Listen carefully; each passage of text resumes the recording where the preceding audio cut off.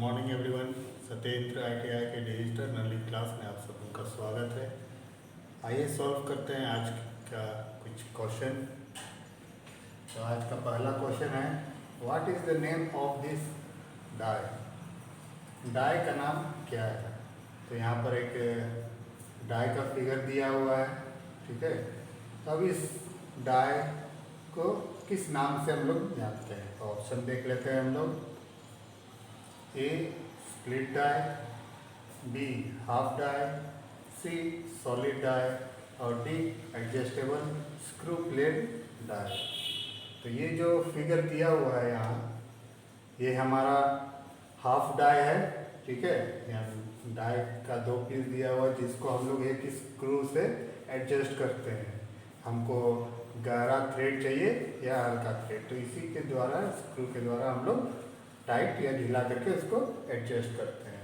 तो इसका ऑप्शन है, ऑप्शन बी है सही answer, half die. Next question की ओर बढ़ेंगे हम लोग। Which types of thread the crest and root are rounded to form a semicircle. किस प्रकार की चूड़ी के रूट और क्रेस्ट अर्ध वृत्त बनाते हैं। तो ऑप्शन एक बार देख लेंगे। ए एकमे चूड़ी, बी वर्गाकार चूड़ी, सी नकल चूड़ी और डी टेपोजाइट चूड़ी। तो यहाँ पर हम लोग को बोला गया है कि रूट और क्रेस्ट अर्धवृत्त बनाते हैं। तो जैसे कि हम लोग जानते हैं कि चूड़ी जो है वी आकार का होता है, पॉइंटेड होता है। तो ये जो अर्धवृत्त वाला चूड़ी है, ये इसको हम लोग नकल चूड़ी कहते हैं, ठीक है। तो इसको ये चूड़ी हम लोग को कांच के बोतलों में देखने को मिलेगी, ठीक है। ये वी आकार का नहीं रहता, ये अर्धवृत्त आकार का होता है। तो इसका सही आंसर है ऑप्शन सी, नकल चूड़ी। नेक्स्ट क्वेश्चन की ओर बढ़ेंगे हम लोग। What 5 denotes in grinding wheel? Specification 41A, 46H, 5U, 8। Grinding wheel we need 41A, 46H, 5U, 8 में 5 क्या दर्शाता है। तो इस स्पेसिफिकेशन में जो 5 दिया हुआ है वो हमारा स्ट्रक्चर दर्शाता है, संरचना, ठीक है। तो ये ऑप्शन सी है इसका सही आंसर, संरचना। नेक्स्ट क्वेश्चन की ओर बढ़ेंगे। Which type of bonded wheel is used in foundries for dressing casting? Dressing casting के लिए ढलाई में किस प्रकार के बॉन्डेड पहिया का उपयोग किया जाता है। यहाँ ऑप्शन है A silicate bond, B select bond, C rubber bond और डी रेजिनॉइड बॉन्ड। तो यहाँ पर हम लोग को बॉन्ड पहिया का किस प्रकार का बॉन्ड पहिया उपयोग किया जाता है। तो इसका सही आंसर है ऑप्शन डी, रेजिनाइड बॉन्ड, जो रेजिन के साथ बॉन्ड को मिला करके बनाया गया। ये रेजिनाइड बॉन्ड माने हार्ड धातु को ग्राइंड करने के लिए हम लोग इस्तेमाल करते हैं। और इस ग्राइंडिंग व्हील को हम लोग बहुत ज़्यादा स्पीड में हम लोग इसको चला सकते हैं, ठीक है। तो इसका आंसर है option D, resinoid bond. Next question की ओर हम लोग बढ़ेंगे। What type abrasive wheel is used for grinding cemented carbide. Cemented carbide को ग्राइंड करने के लिए किस प्रकार के एब्रेसिव का उपयोग किया जाता है। ऑप्शन है A green silicon carbide, B grey aluminium oxide, C सफ़ेद एल्युमिनियम ऑक्साइड और डी भूरा एल्युमिनियम ऑक्साइड। इसका आंसर है option A, green silicon carbide. Next question की ओर हम लोग बढ़ेंगे। What is the value of 1 vernier division of a vernier micrometer. एक वर्नियर माइक्रोमीटर के एक वर्नियर डिवीजन का मान क्या है। तो वर्नियर माइक्रोमीटर का एक डिवीज़न का मान होता है 0.0009 mm। ऑप्शन देख लेंगे, ए 0.01 mm, बी 0.02 mm, सी 0.009 mm और D 0.002 mm।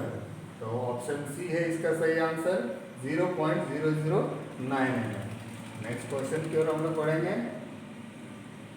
What is the name of part marked X in telescopic gauge? Telescopic gauge में X के रूप में चिन्हित भाग का नाम क्या है। तो यहाँ एक फिगर दिया हुआ है जो कि एक टेलीस्कोपिक गेज है, जिससे हम लोग छेद का अंदरूनी सिरे को हम लोग माप सकते हैं। तो ये जो यहाँ पर X के रूप में जो चिन्हित भाग है वो प्लंजर लॉक है, जिसको हम लोग अंदर छेद के अंदर डाल करके हमको लॉक करने की आवश्यकता होती है, तो हम प्लंजर लॉक से लॉक कर देते हैं और बाहर निकाल के उसको आउटसाइड माइक्रोमीटर से हम लोग नापते हैं। तो ऑप्शन देख लेंगे एक बार, A handle, B fixed leg, C plunger lock और डी टेलीस्कोपिक लेग। तो ऑप्शन सी है सही answer, plunger lock. Next question की ओर हम लोग पढ़ेंगे। What is the method of removing broken stud? टूटे हुए स्टड को निकालने की विधि क्या है। तो यहाँ पर एक फिगर है जिसमें दिखाया गया है कि एक स्टड को जो टूट गया है उसको निकाला जा रहा है एक टूल्स की सहायता से। तो अब बताना है ये जो टूल्स के साथ जो निकाला जाता है इस विधि को क्या कहते हैं। तो एक बार ऑप्शन देख लेंगे हम लोग, a easy out, B brick punch, C drill छेद बनाना और डी स्क्वायर टेपर पंच का उपयोग करना। तो यहाँ फिगर देखेंगे तो यहाँ पर हम लोग देख सकते हैं कि नीचे स्टड है और उसके बीच में एक टूल्स है। तो इस प्रोसेस को इसको कहते हैं इजी आउट मेथड। तो इसमें किया जाता है कि सबसे पहले हम लोग स्टड को हम लोग हीट करते हैं, ठीक है। हीट करने के बाद उसमें ड्रिल होल करते हैं सेंटर में ड्रिल करने के बाद या तो ड्रिफ्ट से या तो इजी आउट टूल से हम लोग उसमें टाइट करके उसको अपोजिट डायरेक्शन में घुमा करके उसको बाहर निकालते हैं। तो इस प्रोसेस का नाम है इजी आउट। तो ऑप्शन देखेंगे हम लोग एक बार फिर। तो इसमें ऑप्शन ए है सही answer, easy out. Next question की ओर हम लोग बढ़ेंगे। Why grey cast iron widely used for machine tools? Machine tools के लिए ग्रे कास्ट आयरन का व्यापक रूप से उपयोग क्यों किया जाता है। ऑप्शन देखते हैं, ए तेजी से ठंडा होना, बी कंपन को कम करना, सी उच्च तन्यता शक्ति और डी मशीनिंग के लिए बहुत मुश्किल है। तो ग्रे कास्ट आयरन जो है हम लोग मशीन टूल्स के लिए इसलिए इस्तेमाल करते हैं कि उसमें हम लोग उस ग्रे कास्ट आयरन में हम लोग मशीनिंग नहीं कर सकते हैं, ठीक है। तो वो काफ़ी हार्ड होता है, इसलिए हम लोग इसको ज़्यादा हम लोग इस्तेमाल करते हैं। तो इसका सही आंसर है ऑप्शन डी, मशीनिंग के लिए बहुत मुश्किल है। नेक्स्ट क्वेश्चन के हम लोग पढ़ेंगे। What is the tape drill size for M20 into 1.5? M20 into 1.5 के लिए टेप ड्रिल साइज क्या है। तो यहाँ एक चीज़ ध्यान देंगे, यहाँ मिस प्रिंट हुआ है, यहाँ 15 लिखा हुआ है, तो यहाँ 1.5 होगा। ये जो हमारा है ये जो थ्रेड कटेगा तो थ्रेड का पिच है, ठीक है। तो यहाँ पर हम लोग को बताना है कि टेप ड्रिल साइज क्या होगा, क्योंकि टेप का साइज दिया हुआ है M20 into 1.5। तो यहाँ पर देखेंगे कि एक सीधा मेथड है जो कि हम लोग पिच को 20 में हम लोग माइनस कर देंगे तो इसका आंसर हम लोग को मिल जाएगा। तो ऑप्शन एक बार देख लेंगे, ए 18.5, बी 20, सी 19 और डी 17। तो इसमें से अगर हम लोग 1.5 माइनस करते हैं तो हमारा आंसर निकलेगा 18.5। तो इसका आंसर है ऑप्शन ए 18.5। नेक्स्ट क्वेश्चन की ओर हम लोग बढ़ेंगे। What is the drill hole size from for 16 mm reamer? 16 millimetre reamer के लिए ड्रिल छेद का साइज क्या है? तो इसमें हम लोग को ड्रिल साइज निकालना है। ऑप्शन एक बार देख लेंगे। ए 15.75 mm, बी 15.50 mm, सी 14.65 mm और ऑप्शन डी 16 mm। तो यहाँ हम लोग को रिमर साइज दे दिया गया है, हम लोग को ड्रिल साइज निकालना है। तो इसमें हम लोग क्या करेंगे कि रिमर साइज से हम लोग ओवर साइज और अंडर साइज जो है उससे माइनस कर देंगे। जैसे हम जानते हैं ओवर साइज है 0.2 और अंडर साइज है 0.05, तो उसको हम लोग माइनस कर देंगे। तो हम लोग का आंसर आएगा ऑप्शन ए 15.75 mm। सही आंसर है ऑप्शन ए। नेक्स्ट क्वेश्चन की ओर हम लोग बढ़ेंगे। What is the name of the part mark x? X से चिन्हित भाग का नाम क्या है? तो यहाँ पर हम लोग एक फिगर देख रहे हैं, ठीक है। तो ये जो फिगर है ये ब्रेस्ट ड्रिल है। इसको हम लोग सीने से दबा करके हम लोग ड्रिल कर सकते हैं। यहाँ हैंडल है, हैंडल के द्वारा हम लोग जो घुमाते हैं तो ये पिनियन घूमता है और प्लस हमारा ड्रिल चक घूमने के साथ साथ ड्रिलिंग होता है। तो या इस ड्रिल मशीन से हम लोग 6 से 12 mm तक का हम लोग ड्रिल कर सकते हैं। तो अब देखते हैं कि हम एक्स किस भाग को चिन्हित किया हुआ है। तो यहाँ पर एक्स से चिन्हित भाग यहाँ दिख रहा है। ये जो है ये एक गियर है, ठीक है। तो अब इस गियर का नाम क्या है? तो हम लोग ऑप्शन देख लेंगे। A breast plate, B bevel pinion, C framework, D locking screw.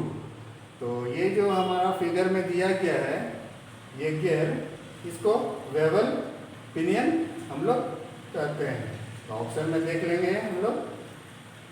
तो ऑप्शन बी है हमारा सही answer, bevel pinion. Next question की ओर बढ़ेंगे। What is the size of drill hole for reaming 10 mm? 10 millimetre के रिमिंग के लिए ड्रिल किए गए छेद का साइज क्या है? ऑप्शन है ए 8.5 mm, बी 9.75 mm, सी 10 mm, डी 10.25 mm। तो इसमें भी वही चीज़ करना है कि हम लोग को रिमिंग साइज से ओवरकट और अंडरकट जो है उसको घटा देना है।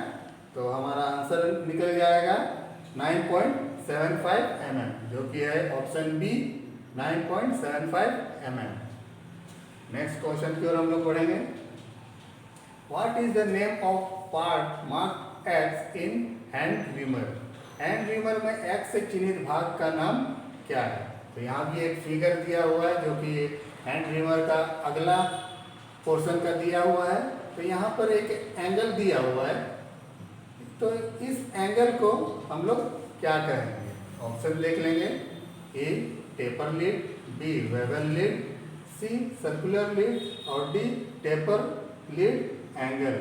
तो यहाँ पर हम लोग देख सकते हैं कि कुछ भाग जो है हमारा टेपर किया हुआ है, ठीक है। तो इस भाग इसलिए इसको टेपर लीड एंगल हम लोग बोलते हैं।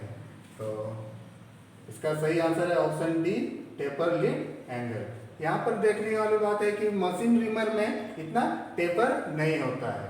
तो अब हम लोग बोलेंगे कि इसमें इतना टेपर क्यों है? क्यों? इसलिए है कि क्योंकि जब हम लोग ड्रिल होल करते हैं तो होल करने के बाद हम लोग को सही से एडजस्ट करने के लिए हम लोग इस टेपर को एडजस्ट कर सकते हैं ताकि वो सही तरह से बैठ जाए, ठीक है।